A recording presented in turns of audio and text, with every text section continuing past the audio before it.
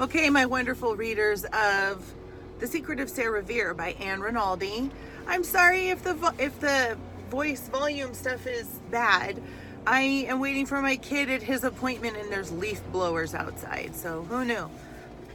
Hopefully you can hear me over them.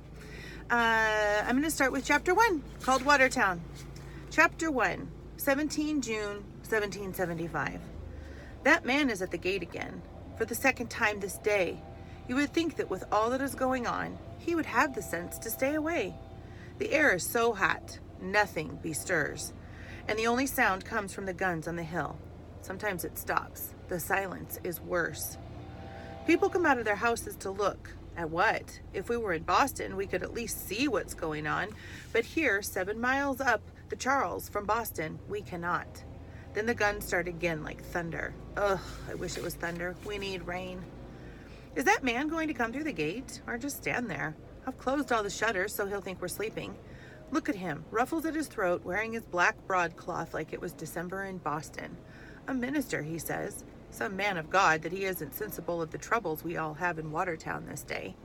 I told him before that baby Joshua kept us up all night and that father is busy. Why doesn't he go away? How to be rid of him? Rachel. No, I can't bother Rachel. She needs her sleep. Grandmother? She could scare him off. She could scare the British off the hill. They should have let her go and fight them. She's gone to market. No more sickness in her bones. She's come to life in Watertown. All the prominent Whigs are here. Anyway, I've never asked her for help, and I'll not start now.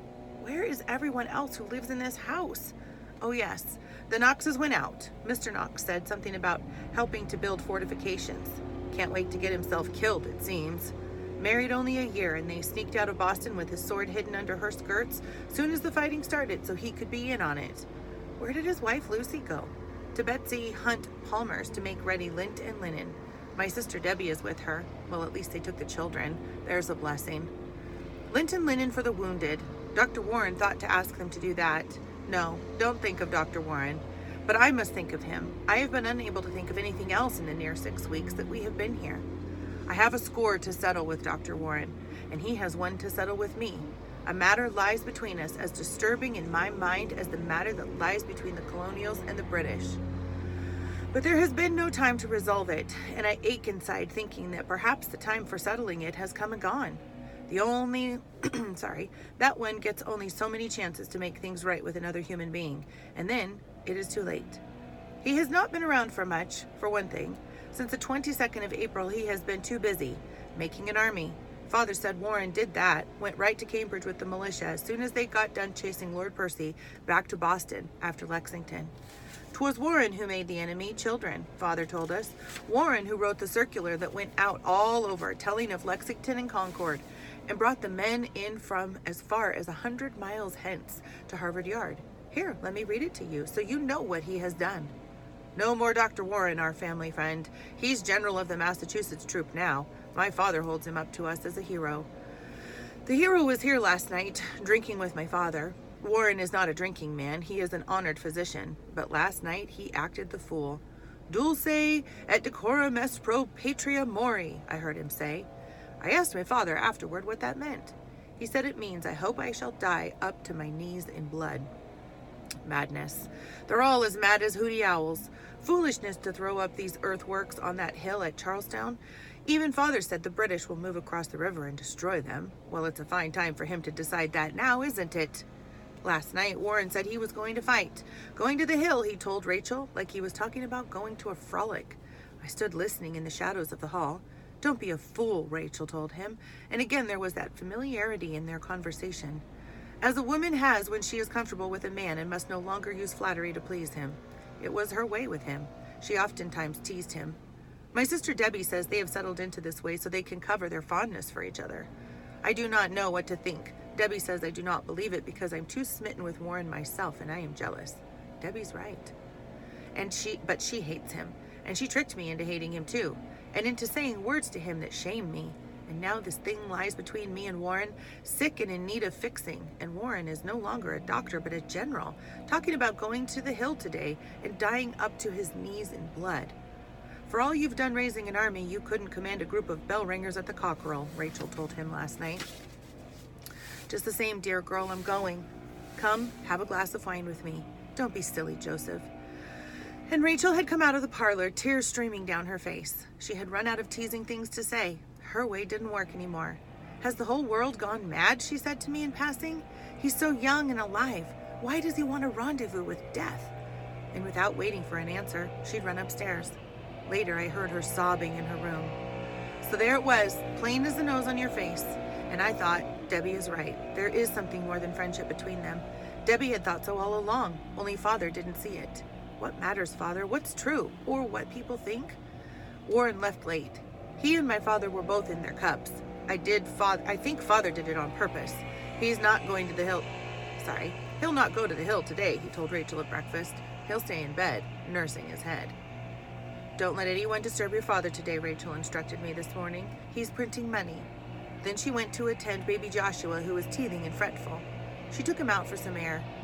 An hour ago, she brought him home sleeping and went upstairs herself for a nap, and the house got quiet until the minister came up the walk. Is your father home? I'm Reverend William Gordon from Roxbury. I would speak to him. About what?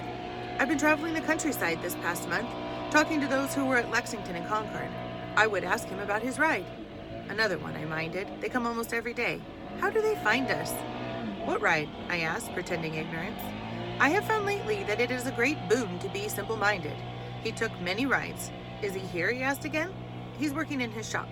Would you ask, please, if he would see me? So I asked. My father looked up from his work. Tell him to come back later, he said. I'm busy now. Tell him to come back in an hour. Why don't you just say no? I asked. Foolish question. Could he ever say no? To grandmother when she terrorized us? To his customers who owed him so much money? To the Sons of Liberty or the Committee of Safety when they asked him to take all those rides? 'Twouldn't be seemly, him a man of God. He's educated, likely at Harvard. Having gone no further than North Riding School, my father has great respect for education. Tell him later, and mayhap he won't come back, he advised. But now the man was back, coming through the gate down the walk. I opened the door, cannon pounded. He waited until the sound was finished, and then he spoke. Can your father see me now? He was drenched with sweat. Wait, I said, and then I ran through the house and down the 2 steps and back to the shop. What's acting? Father asked. Is it Warren? Has he stopped by yet this day? No, the minister is back. I said later. It is later. My eyes met those of John Cook, who'd just come in the back door. His father owned the house. My breath caught. In the month we'd been here, he and I had become friends. Being friends with a boy was new to me. Though my sister Debbie did it all the time, John was apprenticing with my father. Is the sentry coming? My father asked John. Yes, sir. He thought he'd be needed on the hill. He was ready to go fight, but they told him he was more needed here. A guard was posted outside the shop all the time. My father's press must not be left without protection. Money was needed desperately by the province of Massachusetts. They needed it to make war, so every day my father and John worked, betimes 12 hours, making 6 shilling and 4-pound notes. Billy Dawes, who'd ridden with father the night before Lexington, had smuggled father's small press, copper plates, and tools out of Boston. Copper and paper were hard to come by. These notes are worthless, father said to John. I'm ashamed of them. So thick. The British laugh at us, call them pasteboard currency. Pasteboard currency is a sight better than none, John said. Father, what shall I tell the minister? He got off his stool. He wiped his hands with a rag and looked at me. You must speak to him, Sarah. I can't. Me? I was dumbfounded and angry. He wasn't going to put this off on me. I wouldn't let him. You mean you won't? All right, I won't. Why? Many reasons, Sarah. Reason 1, as John Adams would say, because I can scarce think for worrying that my friend Dr. Warren will take it in his head to go to the hill today. Has he been around? No. Good. Likely he's still sleeping it off. He won't go unless he stops here first. He promised me. I tried not to show any feeling in my face. And, reason 2, because I already gave a deposition about Lexington to the Provincial Congress. They gave it back to you. Yes. He threw the rag down, reached for a pitcher of cider, and poured himself a cup. It was displeasing to them. Not one they wanted to send to England with hundreds of others on Derby's schooner. Why? I asked. Because I told how I almost attacked a British patrol. The Whigs don't want anyone in London to think of us as aggressors. They want us to be regarded as innocent. Innocent. My father belabored the word. He gulped his cider. My God, we're anything but innocent, Sarah. We started this thing as well as they did. But Warren, who is in charge of propaganda, doesn't want that out. I've still to settle that with him. So we both have things to settle with him, then, I thought. I watched Father as he stared into the cup, brooding. He was a handsome man in his own way, not a fine figure of a man like Dr. Warren. Father was short and somewhat rotund, but he was a good man, a decent man, and kindly. He was a good father. I loved him. But in this last year, he had turned our lives around. A war had started. Men in Massachusetts had started it, all on their own. My father had been one of them. I know, betimes the thought afflicted him. He wasn't like Sam Adams pushing for war. And we didn't even know if the rest of the colonies would back us in this war. Might be they wouldn't, that they'd let us stand against England, all on our own. Nobody knew the rules for doing that, for breaking with the mother country or making war. We were on new ground now, making up the rules each morning when we got out of bed. Men like John and Sam Adams and John Hancock were this minute writing to the Congress in Philadelphia to find out what the rules would be. Go and talk to the man, Sarah, Father said softly. You have my permission to tell him anything he wants to know about us. I don't know what to say to him. Yes, you do. You're a young lady now, 13 last January. Why is it that I'm a young lady for something like this and still a little girl whenever grandmother scolds? He smiled. My little lamb, he said. A young woman already and lovely. Isn't she, John? Father! I chided him and blushed. I saw John blush too. You know I love you, Sarah, Father said. You've always been my favorite. After Debbie. You'll do it then? What do I say to the man, Father? What does he want of us? He hesitated for a moment and then spoke plain. He's going to ask you if I know who fired the first shot, Sarah. That's what he wants from us. Oh, that. The first shot at Lexington. I'd come upon him and Rachel discussing it in low tones once or twice of late. He will think that is why the Whigs returned my deposition to him. You must tell him why it was returned. Tell him about my attacking the British patrol. Do you understand? Yes, I said, though I did not. I had too many questions to ask, but this was not the time. In the last few years, since he'd started working for the Sons and all those committees, my father had turned into a keeper of secrets. We became accustomed to it in our family. If he hadn't, we wouldn't still be a family. But since the 18th of April, when he'd sneaked out of Boston to take his small boat across the Charles, where they had a horse waiting for him, my father had been locked inside himself. Further than he'd been after my mother had died, but in a different way now. Then he was hurting for himself. Now he was hurting for others, and behaving as if he were alone, were accountable for what all those meetings and rides had wrought. You will do it then, he asked. Yes, Father. His smile was sad. You're my fine girl, Sarah. I nodded. Remember what we always talk about? What you always ask me? Father, you say, what matters? What's true? Or what people think? And what do I always say, Sarah? What's true, I answered. I wanted to ask, but what is true? Who did fire the first shot? Do you know? And will you keep it a secret forever? But I didn't push the matter. John was paying mind, sensing something. I couldn't allow that. John's eyes were blue and very becalmed. He was completely besotted with my father.